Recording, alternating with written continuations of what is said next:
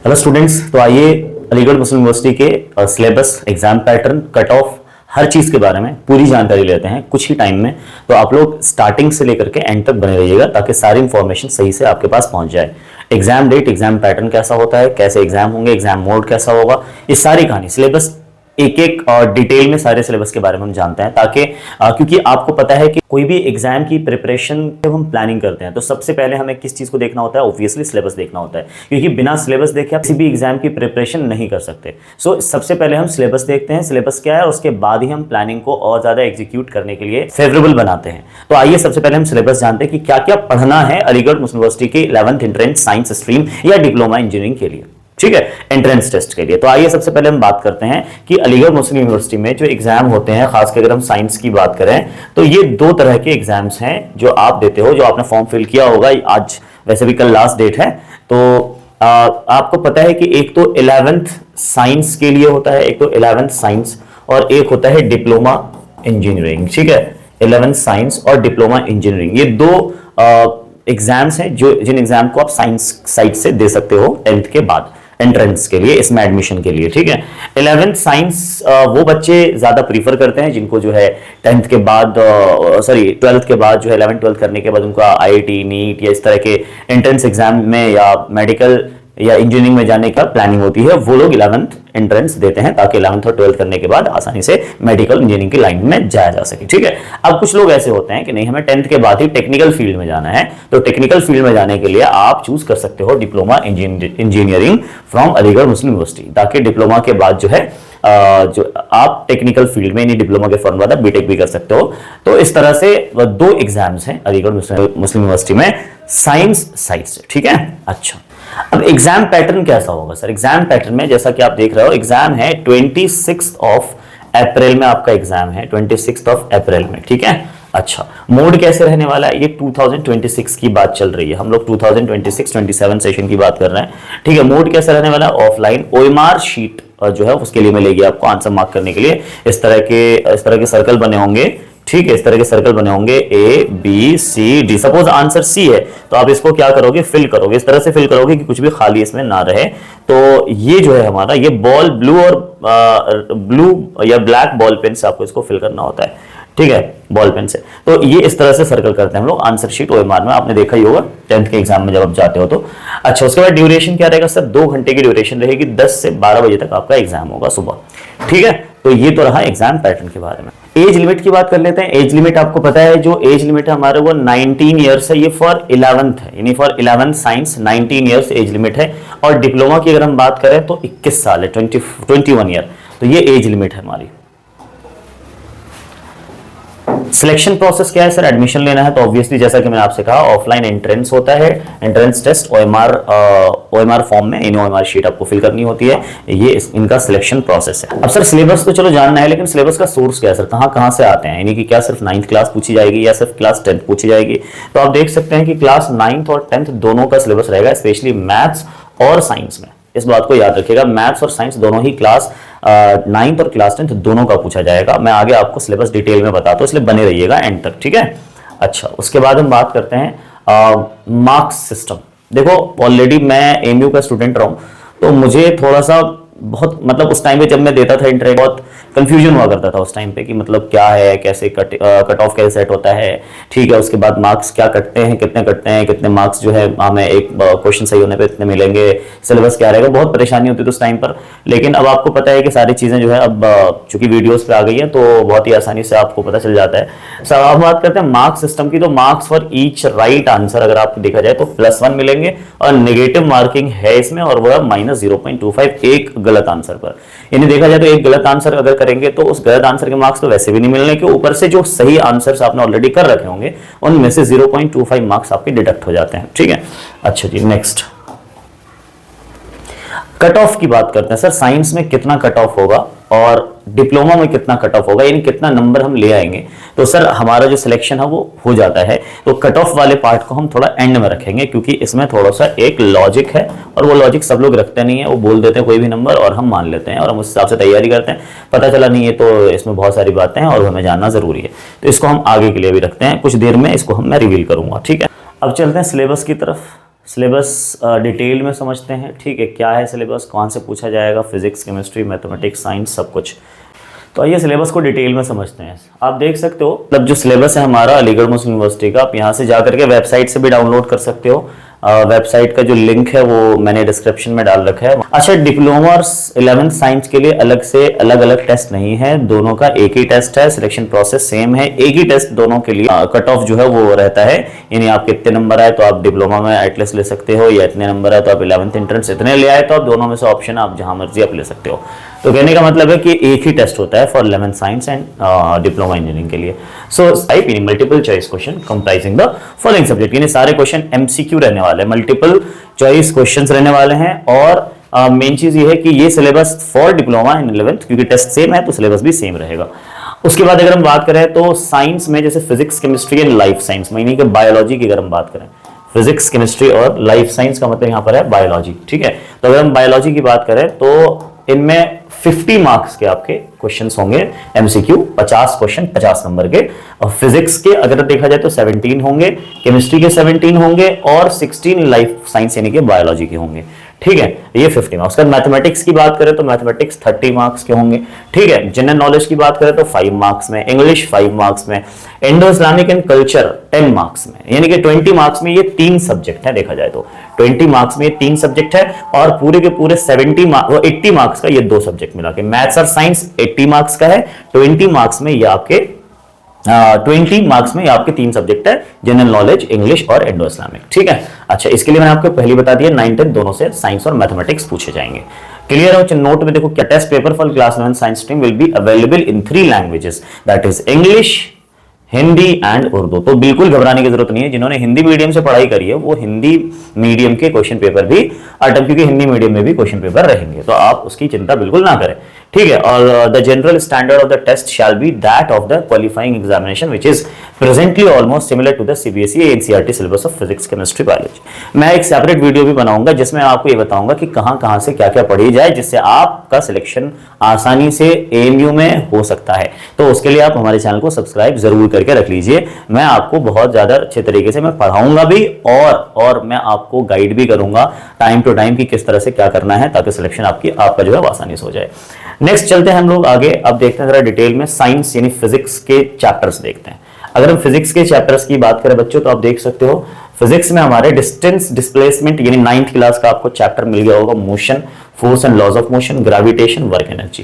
ये 9th class के सारे चैप्टर हैं। इसमें आपको पता है topic uniform, non uniform motion, straight line, acceleration, distance, time and velocity, time graph, graphical है, यूनिफॉर्म यूसीएम भी है, यूनिफॉर्म सर्कुलर मोशन, ठीक है। Force and laws of motion में भी लगभग एनसीईआरटी के सारे, यानी मेनली देखो एनसीईआरटी है तो एनसीईआरटी के सारे चैप्टर्स इसके अंदर हैं। Elementary ideas of the conservation of momentum, action and friction force, ठीक है, सारी।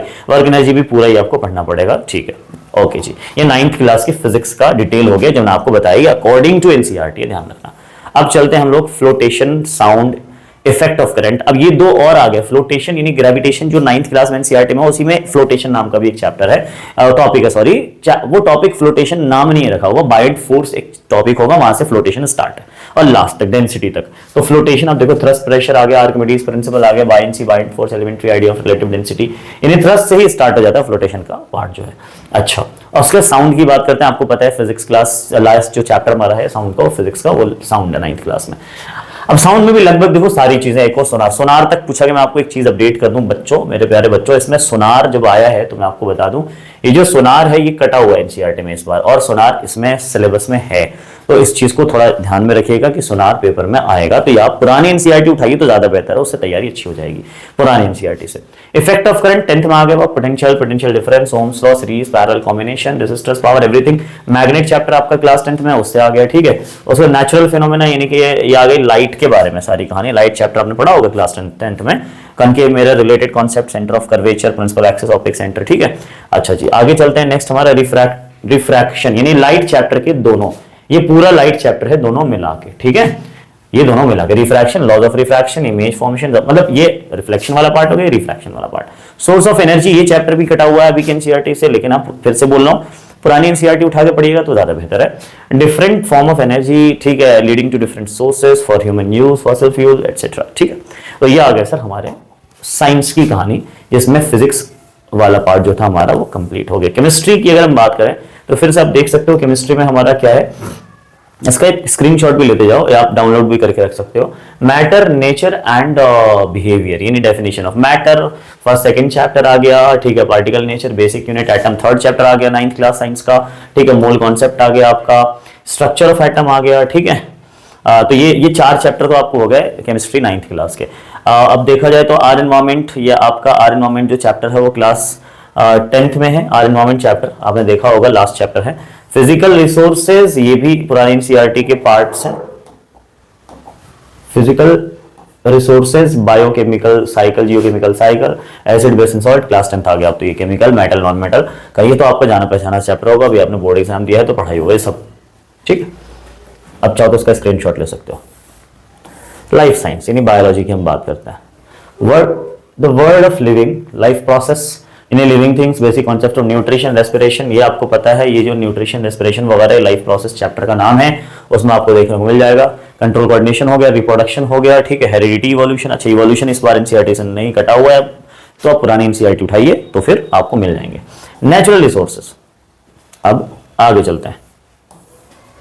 Unit 5 conservation of natural resources, ठीक है। रीजनल एनवायरनमेंट, आर एनवायरनमेंट, तो देखो ये सारी इकोसिस्टम फूड चेन, तो ये सिलेबस है हमारा साइंस का, जिसमें आपको पता है फिजिक्स 17, केमिस्ट्री 17 और बायोलॉजी 16 मार्क्स के पूछे जाएंगे। अब हम बात करते हैं नेक्स्ट आगे लाइफ साइंस में, आगे देखते हैं क्या है। फूड है, बायोडाइवर्सिटी, देखो 9th क्लास की चीजें आ गई इसके अंदर, साइंस में देख सकते हो आप 9th क्लास की चीजें। फूड है, ठीक है। बायोडाइवर्सिटी पुरानी एनसीईआरटी में है। सेल आपको पता है, टिश्यूज हैं, ऑर्गन स्ट्रक्चर है। हेल्थ एंड डिजीज, देखो ये भी एक चैप्टर है जो कट गया है, why do we fall in नाम का चैप्टर था, उसमें मैं transport material in the living system, diffusion, exchange of substance, यानी कुल मिलाकर 9th और 10th की बायोलॉजी। आप पता लगा सकते हो कि कौन सा 9th है और कौन सा 10th है आसानी से, इसके अंदर मैंने बता भी दिया है। अब चलते हैं आगे की तरफ। नेक्स्ट हमारा मैथमेटिक्स। मैथमेटिक्स में क्या क्या पढ़ना है सर? देखो मैथमेटिक्स में आपको रियल नंबर, ठीक है, रियल नंबर की पूरी कहानी जो आपने पढ़ी है अपनी क्लासेस में, ठीक है। उसके बाद ये सारे देखो, आप चाहो तो स्क्रीनशॉट ले सकते हो। ये उसके बाद Euclid, division, lemma, fundamental theorem of arithmetic, algebra, polynomial algebra के अंदर आ गया। देखो सबसे पहले तो अब ये पॉलिनोमियल में देखो सारी आइडेंटिटी से आपको पता चल गया होगा कि हमें किस किस क्लास में 9th क्लास का कितना पार्ट आप पढ़ना है या क्या क्या पढ़ना आप यहाँ से देख सकते हो, ठीक है। उसके बाद आ जाइए लीनियर इक्वेशन टू वेरिएबल, ठीक है। ये pair of linear equation two variable 10th class का आ गया। क्वाड्रेटिक इक्वेशन आ गया। अरिथमेटिक एपी आ गया। प्रोग्रेशन, कोऑर्डिनेट ज्योमेट्री के अंदर आ गए। देखो कोऑर्डिनेट ज्योमेट्री भी बहुत मतलब काफ़ी इसके अंदर पूछी जाती है। लाइन्स एंड एंगल्स से रिलेटेड आ गए। Geometry, introduction to Euclid's, axioms वगैरह, थ्योरम वगैरह पूछी जाएंगी। लाइन एंड एंगल के सारे पार्ट देखो आप यहाँ से देख सकते हो, लाइन एंड एंगल में क्या क्या पूछा जा सकता है। ट्रायंगल्स की बात कर लेते हैं, तो ट्रायंगल्स में बहुत सारी चीज़ें हैं। देखो यहाँ पे क्या क्या है, प्रूफ वाले, उसके बाद जो है ऐसे इन्हीं की कॉन्ग्रुएंसी वाला, ठीक है, सिमिलरिटी वाला, ये सब आपको देखना है। उसके बाद ये सारी चीज़ें आ गई, ठीक है, ट्रायंगल वगैरह से रिलेटेड। क्वाड्रिलेटरल से ये पार्ट है। क्वाड्रिलेटरल में आपको ये पढ़ना है। एरिया यानी कि जो आप फार्मूला वगैरह याद करते हो उससे। सर्कल, सर्कल का ये हमारा सिलेबस है, ठीक है। उसके बाद बात करते हैं मेंसुरेशन। मेंसुरेशन आपकी मैथमेटिक्स का पता है आपको पार्ट है, तो मेंसुरेशन में आपको ये सारी चीज़ें देखनी है। स्टैटिस्टिक्स एंड प्रोबेबिलिटी, ठीक है। Mean, median, mode, probability, classical definition of probability, trigonometry. Trigonometry के ये सारे पार्ट्स हैं जो पढ़ने हैं आपको, ठीक है, यानी कि 10th क्लास को समझ लो पूरा पढ़ना है। अब बात करते हैं नेक्स्ट हम जनरल नॉलेज। जनरल नॉलेज में क्या है सर? जनरल नॉलेज में आपको करंट अफेयर्स देखने को मिलेगा। जनरल नॉलेज में करंट अफेयर्स है, और उसके बाद अवार्ड्स एंड ऑनर्स, ठीक है, games and sports, religion, religious scriptures, ठीक है। इंग्लिश के अंदर क्या पढ़ना है? Subject agreement, use of preposition, ठीक है, एक्टिव एंड पैसिव वॉइस, ये सारी कहानी जो है वो उसकी है, यानी कि इंग्लिश की है। अब बात करते हैं इंडो इस्लामिक। इंडो इस्लामिक में क्या क्या देखना है sir? Muslim in India, an overview, famous rulers of सल्तनत एंड मुगल एम्पायर, ठीक है। तो ये सारी कहानी देखो, इसका स्क्रीनशॉट जरूर ले लेना, ठीक है आप लोग। चलिए जी, तो ये है आपको इंडो इस्लामिक का पार्ट हो गया। अब हमारा सजेस्टेड बुक्स, आप जाहिर मैं बुक से रिलेटेड एक वीडियो लाने वाला हूँ जिसमें आपको बताऊंगा कि क्या क्या कौन कौन सा बुक आपको फॉलो करना है अपनी एमयू के एंट्रेंस की तैयारी के लिए। तो हमारे चैनल को ज़रूर से सब्सक्राइब कर लीजिएगा। अब सबसे इंपॉर्टेंट बात जो रह गया था हमारा वो है लास्ट में कट ऑफ के बारे में। सर कट ऑफ तो बता दीजिए, भूलते हुए जा रहे हैं आप तो।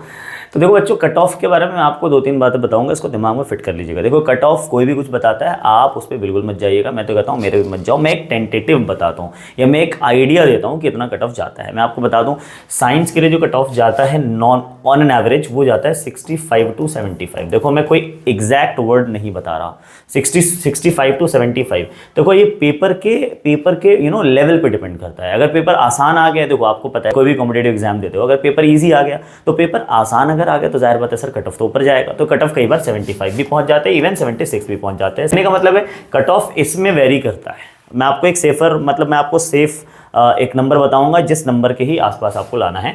डिप्लोमा की बात करें तो 55 to 65 में सिलेक्शन हो जाता है, यानी 55 प्लस अगर हम कह दें तो 55 प्लस। मैं फिर से कहूंगा, ये वैरी कर सकता है depending on the level of the paper, ये वैरी कर सकता है। ये जो है, ये चीज़ें वैरी कर सकती है, ये मैं अपनी तरफ से नहीं बता रहा मैं आपको, ठीक है। ये इतने साल के एक्सपीरियंस, और मैं खुद रहा हूँ एमयू में, तो मुझे पता है। तो इन चीज़ों के बारे में थोड़ा बहुत आइडिया हो जाता है। तो ये कह रहा हूँ कि आप अगर चाहते हो सिलेक्शन होना, एक टारगेट अगर आप लेके जाना चाहते हो, तो आप टारगेट लेके जाओ 75 to 80। याद रखना बच्चों मेरे, 75 to 80 का टारगेट लेके जाओ। अगर आप 80 सोच के जाते हो तब जाके आपके 75 या 70 प्लस आ जाते हैं। अगर आप जो है 75 सोच के जाओगे तो आप 75 मुश्किल है लाना, क्योंकि आप बहुत कम चांस है कि आप 75 प्लस या 75 ले आओ, आप 70 प्लस या 65 प्लस ले आओ। तो कई बार आप टारगेट हमेशा ज़्यादा सोचो, वो अलग बात है, एक आध उससे 5-7 नंबर कम भी आएंगे तो आप सेफ जोन में हो, इसका मतलब, ठीक है। तो कट ऑफ के लिए एक नंबर याद रखो, 75 to 80 के बीच की तैयारी मिनिमम करके रखिए आप अपने लिए।